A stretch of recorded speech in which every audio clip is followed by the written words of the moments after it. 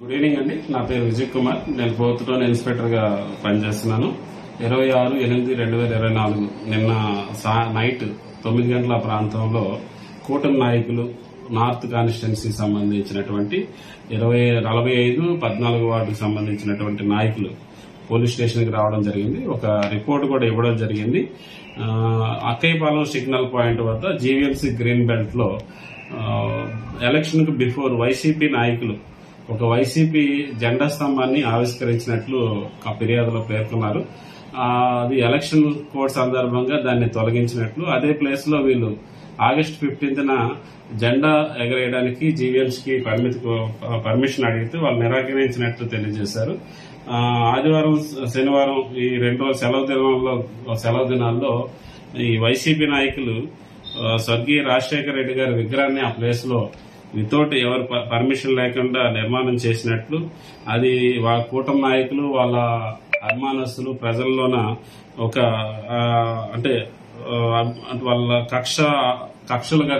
కక్షలు ప్రేరేపించే విధంగా ఉన్నాయని ఒక రిపోర్ట్ ఇవ్వడం జరిగింది.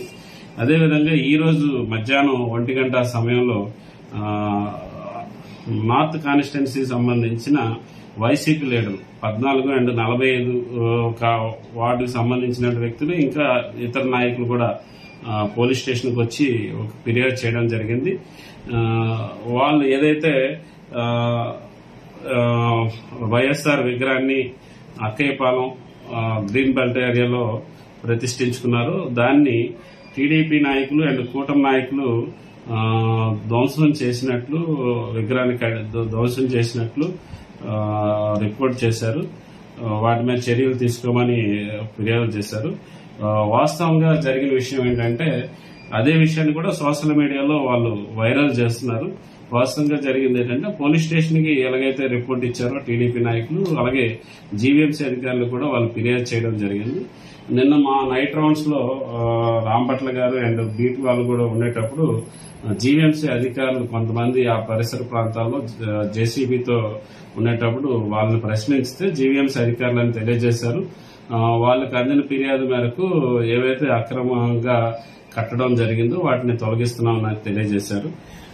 ఇది వాళ్ళకి అంటే జీవీఎంసీ అధికారులకు వచ్చిన రిపోర్ట్ మీద వాళ్ళు తీసుకునే చర్యలే తప్ప ఇది టీడీపీ సోషల్ మీడియాలో ప్రచారం అయినట్టు టీడీపీ వాళ్ళు గాని లేకపోతే కూటమి నాయకులు చేస్తున్న విధ్వంసం అయితే కాదు.